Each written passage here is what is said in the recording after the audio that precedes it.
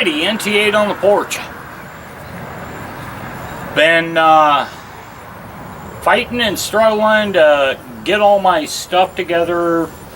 I haven't done this logging lumberjack fucking shit in about 14, probably 9 or 10 years. But I've got everything together, somewhat. So I thought maybe I should help you guys understand what this all entails.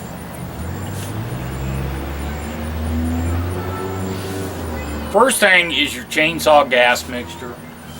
I'm going to tell you how to do it the easy way. Okay. This is a 1 gallon 2-stroke bottle mixture with 2-stroke. Don't ever throw these out because you can go to like Walmart. I think I paid almost $3 for this bottle. And you can buy a gallon for like $7 or $8. So save these bottles and then just refill them, because this is a 1 gallon mixture.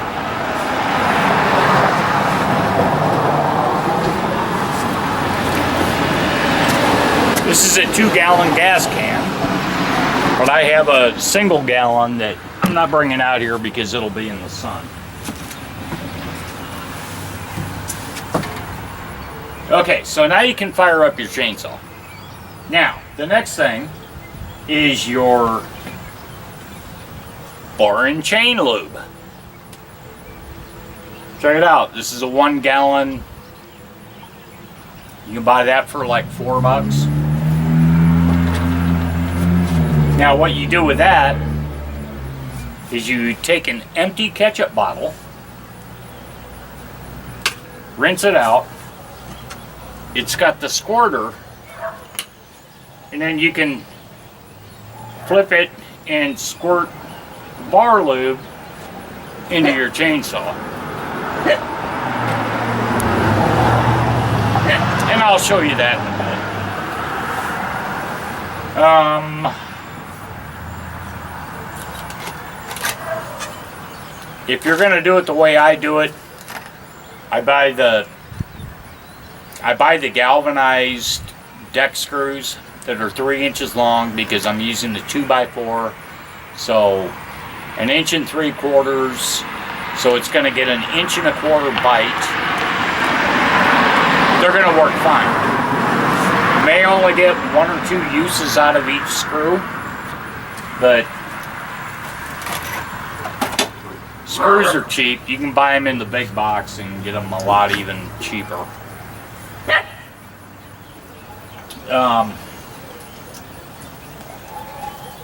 First thing we're going to do is we're going to screw that 2x4 down onto the wood, onto the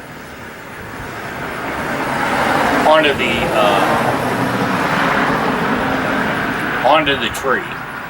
And we're going to make a cut, and then we're going to rotate it 90 degrees, and then we're going to make another cut, and that will give me a 90-degree angle.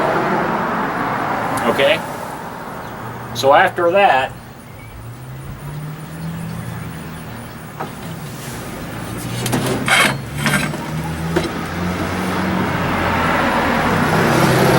then we measure how thick a slice you need. Okay? And with this contraption, I just need to unbolt, not completely unbolt, just loosened up, and then I can set the depth of the next slice. It's really nice to have more than one chainsaw. And I'll try and give you a look at this. I did it in a previous video. Now,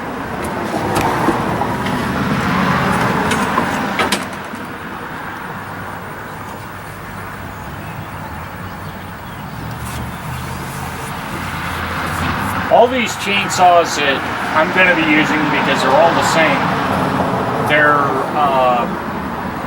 2.1 cubic inch, pretty small, so, but they're about $100 a piece. And if it takes me longer, it doesn't really bother me, because I'm not in a big hurry. The next thing that really helps is when you take a chainsaw like this,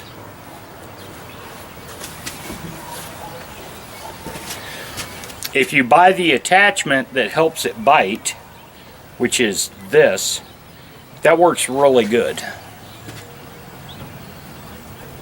This is my original Woodshark model 1950, and it still runs friggin' fantastic.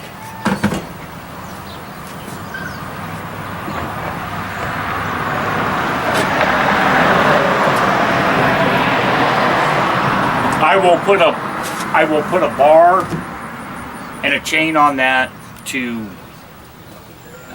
even out the bullshit cuts that company did when they cut it down. Then your next thing is the guide that is going to go to your 2x4. And yeah, this is loose right now. I just slapped it on in the last video to give you an idea what it's going to look like when I do it.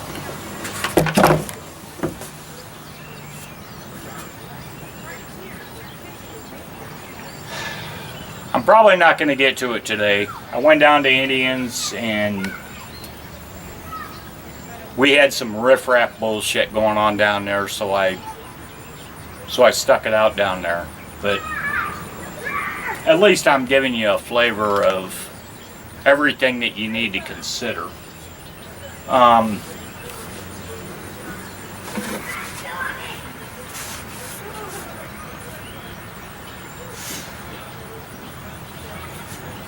On a normal chainsaw, this is your bar chain lube fill plug. This is your gas fill plug. You got your primer bulb.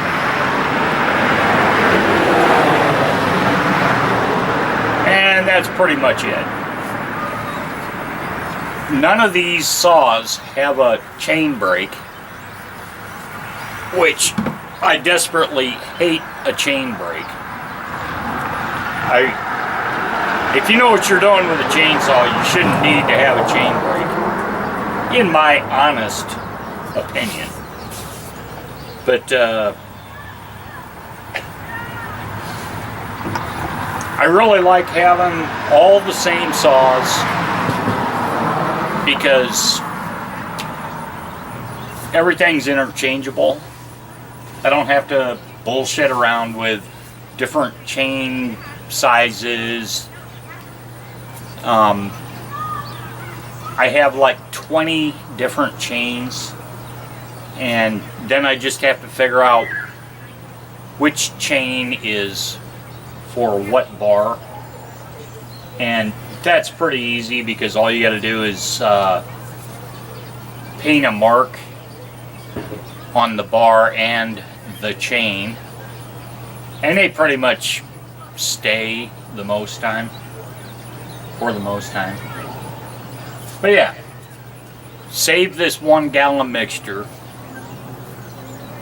1 gallon bottle, because I only buy gas 1 gallon at a time. I mean, on my boat, I buy, my tanks are 5 and 6 gallon tanks, and then I use a measuring cup and then dump in the required thing, and then I fill them up. Really important thing, don't fill your tanks up or your cans up and then dump the oil in, because it's not going to get a mix correctly. You shake it all you want, it's not as good as dumping the oil in, put some gas into the bottle like this, and shake it up so you get all the oil out of it. And then bar chain lube, buy the cheapest shit you can find. Or if you really want to, save your motorcycle oil, save your used oil out of your cars if you change your own oil. I've done that for many years. It doesn't work quite as good as the bar chain oil, but in a pinch it works. And as a reminder, don't throw your ketchup bottles away, because these things are fantastic for putting that bar and chain lube into your chainsaw. So what I normally do is, when I run a tank, I lay it on its side, I fill up the gas, and then I pull my trusty Heinz ketchup bottle out with the squirter, and I fill up the bar and chain lube.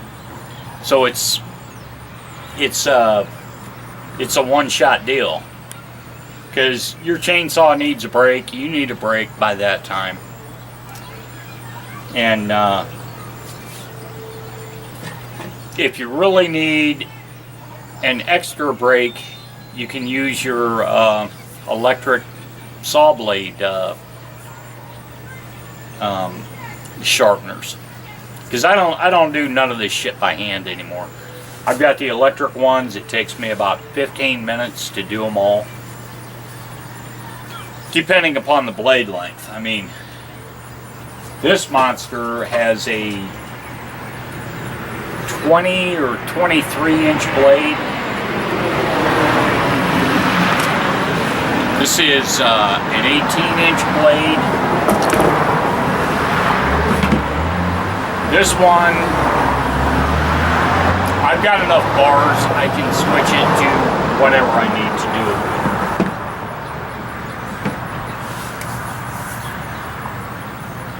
But really, it's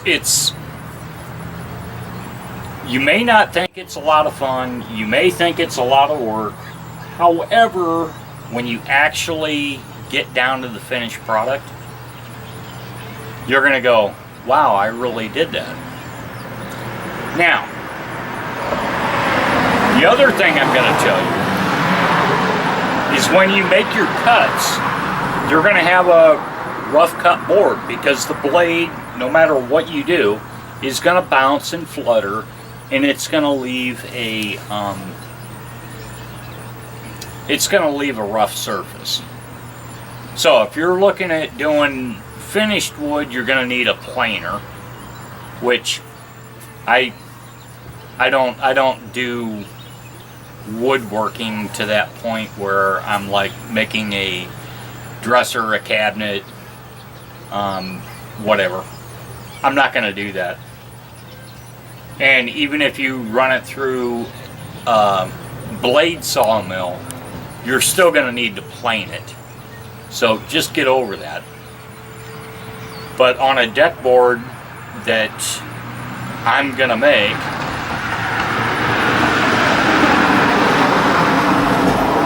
if it's rough, it's going to be even better, because the ice and all that bullshit in the wintertime, you're still going to have traction.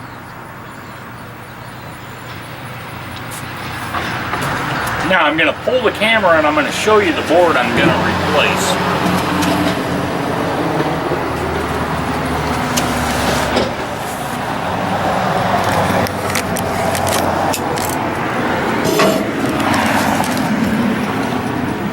Okay, if you can see this, this was a piece of shit board from day one. So what I'm going to do is I'm going to measure this,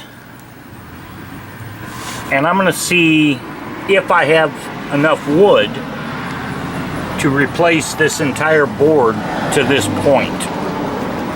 If not, I'll leave this one sit, I'll cut it here, and then I'll take a second piece and replace it from here to here. This is where the floor joists are.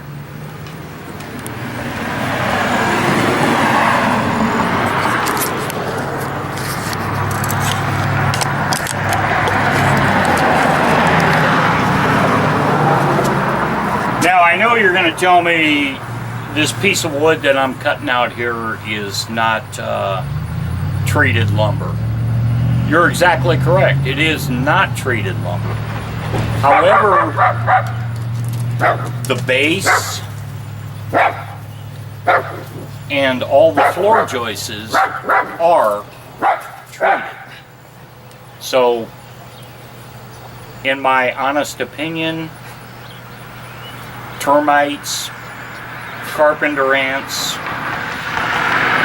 they're not going to realize that, oh hey, there's one board up there we can get to and munch away, because they have to build their tunnels and their outskirt bullshit to find that board.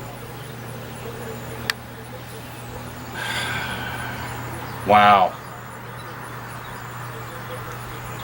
I love arguing fucking stupid points. Alright, NT8 on the porch. I don't know that I'm going to cut this today or start today, but I think it's a really good point that I needed to bring out before I start doing this, so you guys know what the drill is. And on this contraption, this saw has to be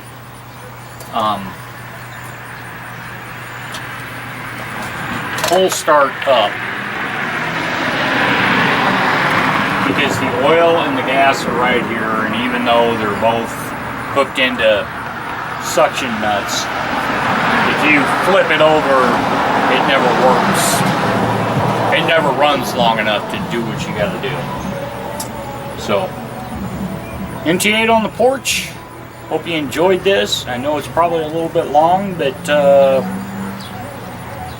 it's practical info that you need to know if you're even thinking about doing what I've done in my past. And the other thing is, that's hardwood out there. It's going to take a long time. So there's going to be a lot of cutting chops in the upcoming video on that. So thanks for watching. Thanks for the interest. If you're really interested in stuff like what I'm fixing to do, YouTube search chainsaw sawmills and you'll see all kinds of ideas. You'll also see where you can buy stuff that I built. I mean, this Swedish chainsaw mill, I don't think you can build it, but there's a lot smarter guys out there than I am. So, yeah, you probably can. So, we'll talk to you later.